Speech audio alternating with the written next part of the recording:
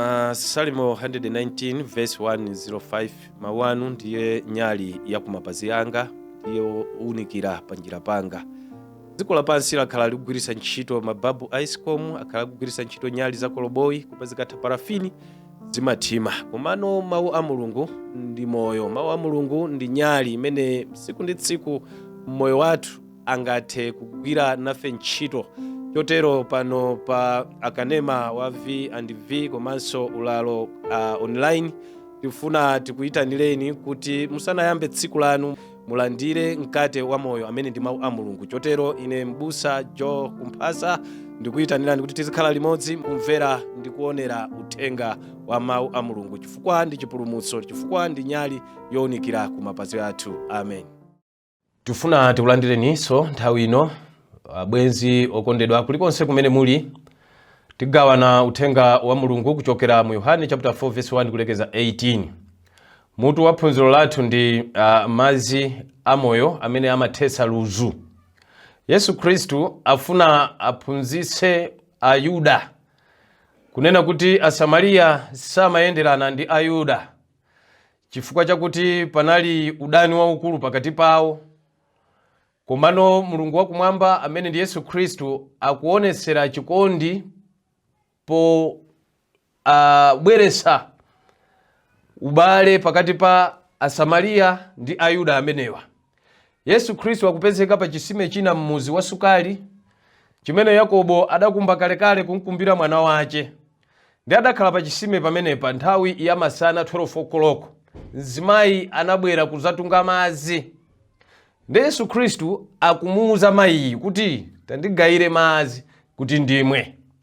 Ndetaonani zimene akuyankha mayiyi, akunena kuti inuyo ndi Ayuda, ife ndi Asamariya, pakati pathu palibe kuyenderana, sitimwerana madzi. Zimene ndi udani umene timapasirana. Ine chifukwa choti ndikudana ndi awa, zipangisanso kuti ena amene ndimacheza nawo azidana ndi wina amene ndimadana naye koma sakuziwa zimene tinayambana, udani wopasirana. Zimene Mulungu wakumwamba sakufuna kuti tikhale ndi udani pakati pathu. Maudani ena aliwonse amatipangisa ndi Satana ndiyerekezi. Chotero amene takhala chaka chimodzi, zaka ziwiri, zaka zitatu osalankhulana, osayenderana, osaponderana pa nyumba, mene tamva uthenga uteni tiyambe kuyenderana, tiyeni tiyambe kuchezerana, tiyeni tiyambe kulankhulana. Ena amafika ponena kuti inu ndizakulankhuleni inu muzadule chala changa ichi chakumapeto. Obwezi okondedwa tisafike potero iyayi. Yesu Khristu akuthetsa maudani kapena chikhoma chimpanda chimene chinali pakati pa Ayuda ndi Asamariya.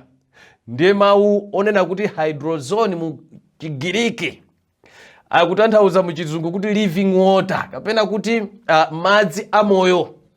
Madzi amoyo amene amayenera abwere kuchokera kwa Yesu Khristu. Opereka ndi Yesu Khristu. Ndi mayi akukaniza madzi. Ndi Yesu Khristu ali koma ukadadziwa kuti ngakhale ukundimana madzi a waterboardiwo, ine ndili ndi madzi oti iwe ukamwa suzakhalanso ndi ludzu nthawi zonse. Ndi mayi adakhala ndi chidwi, madzi a mtundu wanji, amfiriji kapena ndi ozizira kapena kuti ndikamwa sindzamvanso ludzu, popeza mfirijiwo tikamwa timamvanso ludzu posachedwa. Ndi Yesu akuti ine ndiye madzi amoyo. Yesu Khristuyo ndiye madzi amoyo. Yesu Khristuyo ndiye mkatewo. Chotero Yohane mu buku limene litawerengali afuna amuonetsere Yesu kunena kuti ndi mpulumutsi wa dziko lonse lapansi. Chotero abwenzi okondedwa kulikonse kumene tili tidayenera tidziwe kuti Yesu ameneyi ndi mpulumutsi wa dziko lonse lapansi. Chotero Yesu Khristu si wa gulu la anthu ochepa, koma ndi wa wina aliyense. Chotero tidayenera timpembeze Mulungu mu uzimu komanso mu choonadi malingana ndi Yohane chapter 4 verse number 24.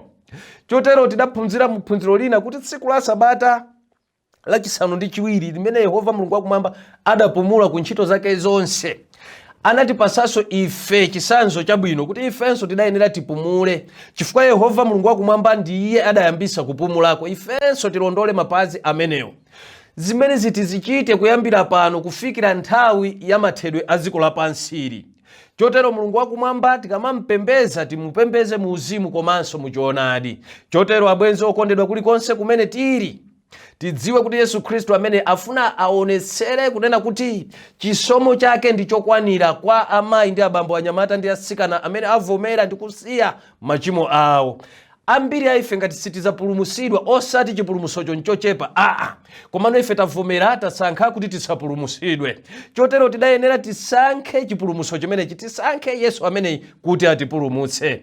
Lero uthengawu ufuna utiphunzitse kunena kuti Yesu Khristu amene akumane nafe mu zitsime zathu zakale. Zitsime zathu zakale ndi ziti? Zitsime zathu zakale ndi mauchimo amene takhala tikuwachita, kaya mchigololo, kaya ndi kuledzera, kaya ndi dama, kaya ndi ufiti, kaya ndi katangale. Zoyipazo Yesu akumane nafe komweko, timuvomere, timusankhe ndi kumulandira. Mzimayi uja atamva kuti Yesu ndi madzi amoyo, adamuwuza kuti takatenge amuna ako ubwere nawo kuti azamve uthenga umene ndikukuwuzawu. Ndi adayankha kuti ine mamuna ndilibe.